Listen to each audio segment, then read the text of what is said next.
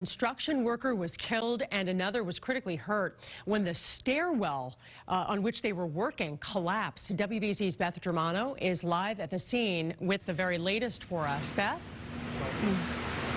Certainly very tragic circumstances here. If you take a look behind me, the investigation is focused on the second floor of this parking garage. As investigators do confirm, one worker has died, one with critical injuries has been taken to the hospital.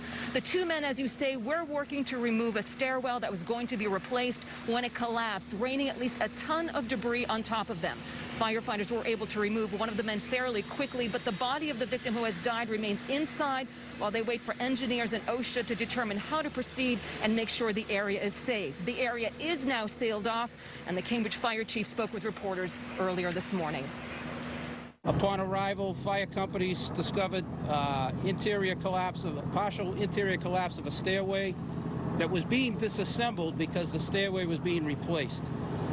There has unfortunately been one fatality, and one other worker has been transported to an area hospital in critical condition.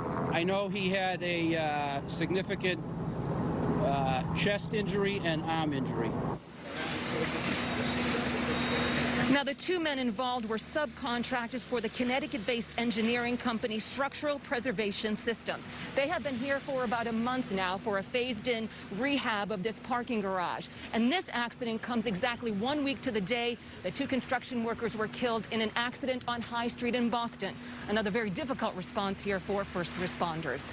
Reporting live from Cambridge, I'm Beth Germano, WBZ News.